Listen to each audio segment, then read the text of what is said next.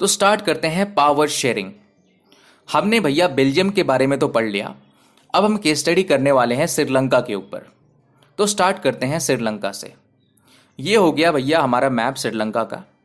तो पहला पॉइंट है हमारा, श्रीलंका एक आइलैंड नेशन है, बोले तो चारों तरफ से पानी से घिरा हुआ है। दूसरा पॉइंट, इसका पॉपुलेशन है 2 करोड़, जो कि भैया इक्वल है हरियाणा स्टेट का। और श्रीलंका की कैपिटल की बात करें तो वो है भैया कोलंबो। अब हम एथनिक कॉम्पोजिशन ऑफ श्रीलंका देखते हैं।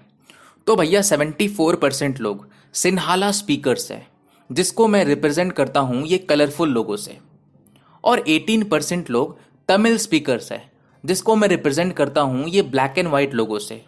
दोनों पिक्चर को दिमाग में रखना है, इससे हमें पढ़ने में आसानी होगा। तो भैया तमिल स्पीकर्स भी 2 तरह के होते हैं। तमिल नेटिव ऑफ श्रीलंका, मतलब जो श्रीलंका के ही लोग हैं और तमिल लैंग्वेज बोलते हैं।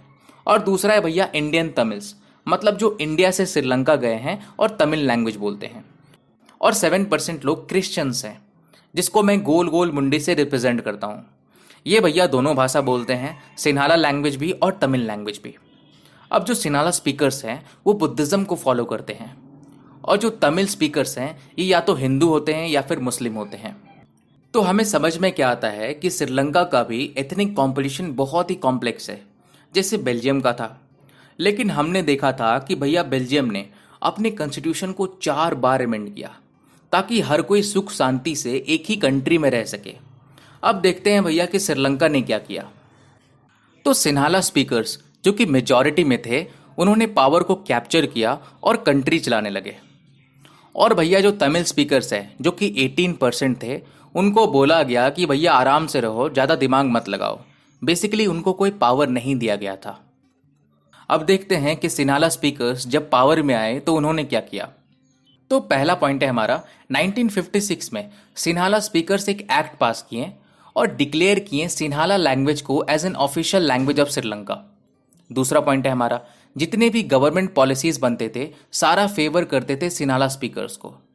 और तीसरा पॉइंट है भैया, एक नया कॉन्स्टिट्यूशन तैयार किया गया जो कि प्रोटेक्ट करता था और प्रमोट करता था बुद्धिज़्म को। क्योंकि भैया सिन्हाला स्पीकर्स बुद्धिज़्म को फॉलो करते थे, वो अपने रिलीजन को ज़्यादा बढ़ावा देते थे। तो इन सब से तमिल स्पीकर्स बहुत ही परेशान रहने लगे। उनको लगने लगा कि भैया कॉन्स्टिट्यूशन और गवर्नमेंट पॉलिसीज़ हमें इग्नोर करते हैं, हमें कोई इक्वल पॉलिटिकल राइट्स नहीं मिलता। और भी भैया जितने अपॉर्चुनिटीज़ है सारा इग्नोर किया जाता है। जैसे अगर हम जॉब लेने जाएं तो हमें पूछा जाता है कि भैया कौन से लैंग्वेज से हो, तो हम बोलते हैं कि भैया हम तमिल लैंग्वेज से हैं, तो बोला जाता है कि भैया पतली गली से निकल जाओ। ठीक है। तो इन सब से तमिल स्पीकर्स को लगने लगा कि भैया हमें ही कुछ करना पड़ेगा। तो उन्होंने एक अपना पॉलिटिकल पार्टी लॉन्च कर दिया और उनका डिमांड था कि भैया तमिल लैंग्वेज को भी ऑफिशियल लैंग्वेज बनाया जाए।